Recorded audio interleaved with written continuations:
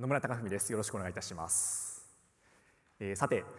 現代社会の特徴を表す一つの言葉に情報型があります。皆さんもイメージできると思います。スマートフォンを開いていただくと、各アプリが一斉に通知を送ってきて、私を見てと叫んできます。私のですね iPhone の画面を開くと、こんな感じになっていまして、各アプリのですね未読を表す赤い数字がたくさん並んでいます。でかつてはですねこの数字を一つ一つ、ゼロにするように頑張って未読メッセージを見ていたんですけど、ある時諦めました。これは全部見るのは無理だなと思いました。そんな状況ですから、発信者が人々の数少ない注意力を奪おうと必死になってあの手この手で策を打ってきています。例えばですね、目を引くようなドキッとする見出しやサムネイル画像、そして1秒で結論を言うショート動画、人々の注意という少ないリソースを誰もが奪い合うこうした状況をアテンションエコノミーと言います。しかしですね、我々人間の脳は何万年も変わっていません。だからですね、こうした大量の情報を与えられてもそもそも処理できない、その結果ですね、我々は疲れを感じてしまっています。一方でですね、私はコンテンツ制作者の仕事をしています。一職業人として情報が人々の人生を変えると信じています。一個人としても私はそういう経験をたくさんしてきました。例えばですね、大学時代に読んだ書籍によって編集者という仕事を志しました。またある映画を見て独立や起業を決意しました。そして旅先での偶然の出会いによって後に賞を受賞する番組の着想を得ました。なのでですね、一個人の実感から私は情報が人々の人生、一人の人生を変えると信じていますし、制作者としてもそういったコンテンツを作りたいと願っています。だからこそですね、今世の中に処理できない量の情報があふれて、で人々が、そして私自身も疲れてしまっている現状をとても悩ましく思っています。我々を振り回しつつも時には大きな力になってくれるこの情報、これとですねうまく向き合う方法はないだろうか。それを個人としても制作者としてもここ数年ずっと考えてきました。でよくこうした話をするとですね、じゃあ例えばスマートフォンを完全に切ってしまってデジタルデトックスをすればいいのではというような答えが返ってきます。その良さは認めます。ただですね、一方で私は現代人が情報から完全に遮断されて生活するのは不可能だと思っています。FOMO という言葉があります。Fear of Missing Out。直訳すると取り残されることへの恐れ。これはですね、情報についていけないことに対する現代人の不安という意味で使われます。もともとは1996年にオクラホマ州立大学のダン・ハーマンという人がですね提唱した理論なんですけど、コロナ禍以降この傾向は加速しているというふうに言われています。あとですね、モノフォビアという言葉もあります。これは通信が遮断されたことに対して過度なイライラや恐れを抱いてしまうという現象のことです。つまりですね、情報というものは我々の生活にあまりにも密接に組み込まれていて、我々はそれを断ち切られた時にストレスを感じるようになっています。これはですね、ダイエットに似てるかもしれません。よくですね、ダイエットをするためには食事を我慢しよう、食事制限しようっていうふうに言われるんですけど、過度に我慢をすると以前よりもその反動で食べてしまうと。でその結果体重が増える、リバウンド現象が起きます。それを防ぐためには一体どうしたらいいでしょうか。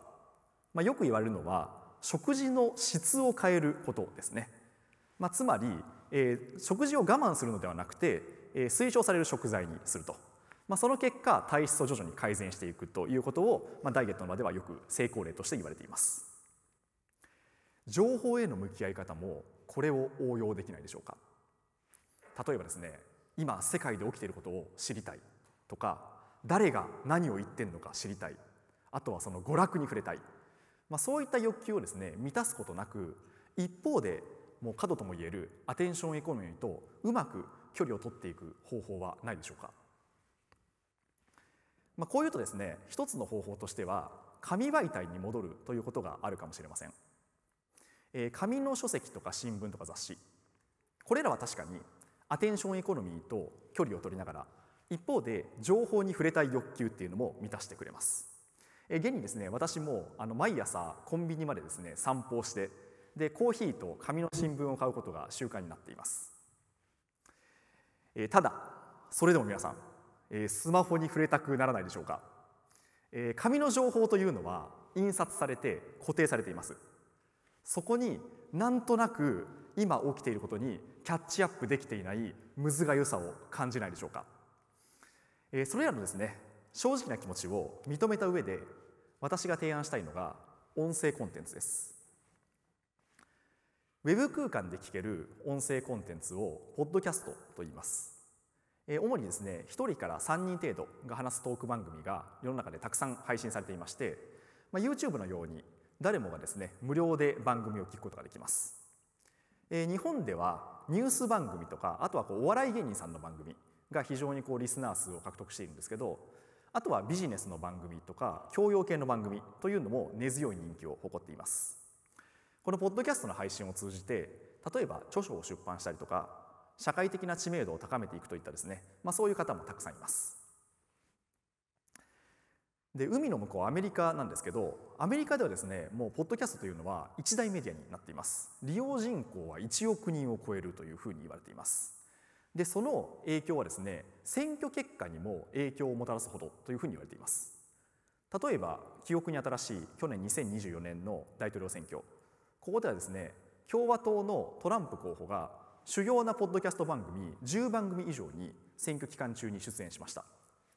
で、これらの番組っていうのは1回の配信の長さが1時間とか2時間とか長いんですね。そういうことで配信者はじっくりと自分の話を届けることができます。で、よくですね、有名人の発言というのはセンセーショナルな部分が切り取られて、で、メディアに報道されるんですけど、それによるですね、弊害というのを克服できるということで、このポッドキャストというメディアに注目が集まっています。ではですね、冒頭でアテンションエコノミーというお話をしました。このアテンションエコノミー全盛時代において、ポッドキャストが持つ価値とは何なのか、主に3つあると思います。1つ目はですね、気が散らないことです。スマートフォンで例えば本を読む、電子書籍を読むとかですね、あとは長い映画とか動画を見ようとするとき、我々の集中力は常に断続的にやってくる他のアプリからの通知によって妨げられます。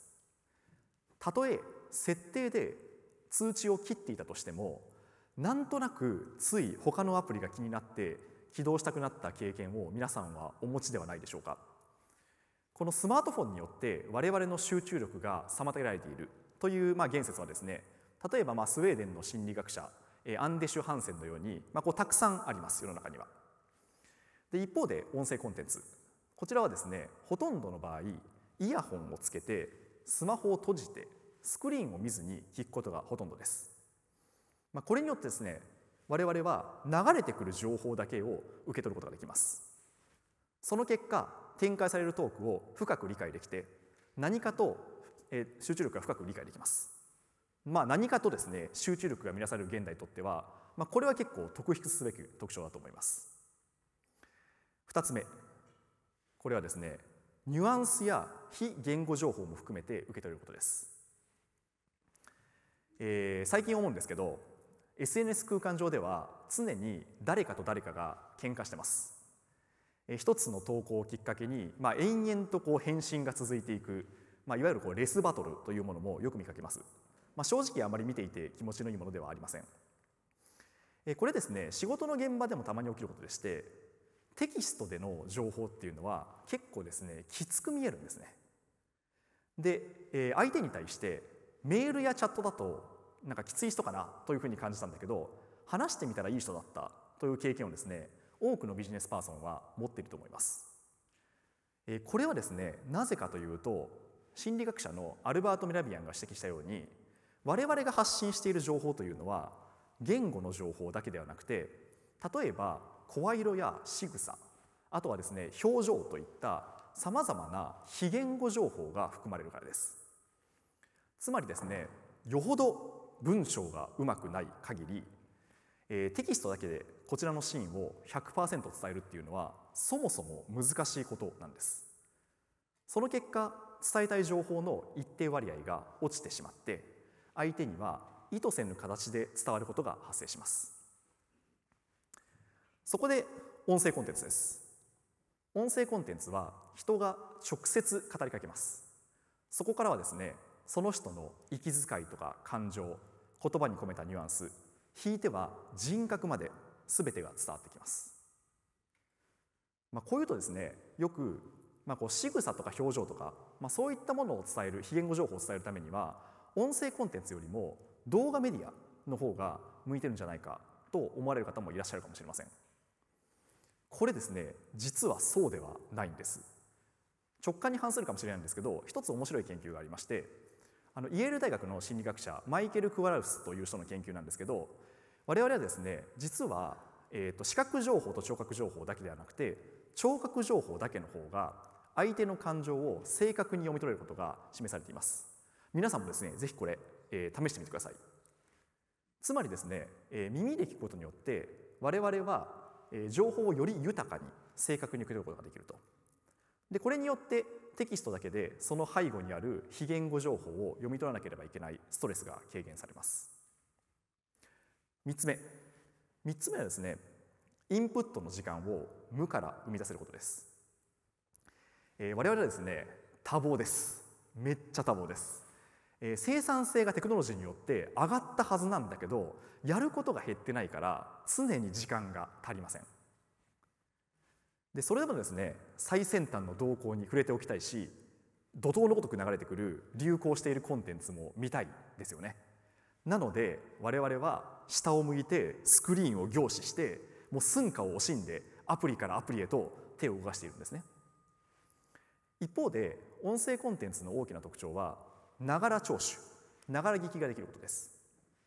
朝日新聞とマーケティング会社のオトナルという会社が行った調査によると、ポッドキャストリスナーの 85% 以上が何かを聞きながらポッドキャストを聞いています。典型的にはですね、運動中とか移動中とか家事の間などです。もともとですね、これらの時間っていうのはインプットに当てられていた時間ではありませんでした。つまり、音声コンテンツを聞く習慣がなかった人にこうしたながら聴取を進めると、インプットする時間が無から生み出されたように驚く人も少なくありません。で私がですね、個人的にお勧めしたいのは歩きながら音声コンテンツを聞くことです。ジャーナリストの池田光文さんの著書に歩くマジで人生が変わる習慣というですね、名著があるんですけど、この本で示されている通り、ですね、我々は歩行によって実は脳の海馬の体積の減少が抑えられたりとか、あとは寿命にも影響するというような健康的な効果が指摘されています。そしてカントやニーチェといった古代の哲学者は歩きながら思索をしていたそうで、現代社会でもシリコンバレーでも歩きながらのミーティングが定着しています。こう聞くとですね、下を向いてスクリーンを凝視していた時間というのを歩きながら世界を見渡して、そして音声コンテンツに耳を傾ける時間に、なんとなく変えたい気分になってはきませんでしょうか。ここまでですね、アテンションエコノミー全盛時代に情報にどう向き合っていくのか、そしてですね、その一つの方法としてポッドキャスト、音声コンテンツを提案してきました。最後にですね、私が今日一番伝えたいメッセージを述べさせてください。それはですね、目的的に情報を得るのもいいけど、時には偶然性に身を委ねてみようということです。例えばレポートを書かなければいけない、仕事の生産性を上げたい、こういう今の自分の課題、これにですね、直接的に解決してくれる情報はその時の課題は解決してくれるかもしれませんが、あまり人生に変化はもたらしません。これはですね、社会学者のマーク・グラノベッターが提唱した弱いつながり、ウィークタイズという理論に似ています。この理論では家族や会社の仲間といった強いつながり、ストロングタイズ、これは同質性も自分と高いためにさほど自分に変化をもたらさない。一方で、例えば偶然たまたま一度雑談しただけというですね、弱いつながりの人は時に自分と別の世界で生きているために時に変化をもたらしてくれるという理論です。情報もこれと同じです。直接的に今の課題につながらなさそうな話が長期的には自分の人生に変化をもたらします。それはですね、これまではおそらく偶然目にした本の一行であるとか、あとは映画のワンシーンだったかもしれません。ただアテンションエコノミーの影響で我々は一見自分に関係なさそうな話が続くと集中力が切れてしまってつい他のアプリに手を伸ばしたくなってしまいます。その中でスクリーンを離れて1時間も2時間も人の話にじっくり耳を傾ける音声コンテンツは偶然得られる情報にあふれています。それは時には無縁に思うかもしれませんが、長期的には我々の人生を思いもよらなかったところに運んでくれます。もちろんですね、直接どこかに足を運ぶとか人と話すといった行為によっても偶然の出会いは得られます。それはそれでもちろんすればいいと思いますし、そうした行為の利点を日常生活に取り入れられるのが音声コンテンツだと私は考えています。ダイエットと同じくですね、情報を我慢しようというわけではありません。食事の質を徐々に変えていくように、下を向いてスクリーンを凝視していた時間を前を見て音声コンテンツを聞く時間に少しだけ変えることに、それで皆さんの人生には大きな変化がもたらされると思います。ぜひ一度試してもらえると嬉しいです。ご清聴ありがとうございました。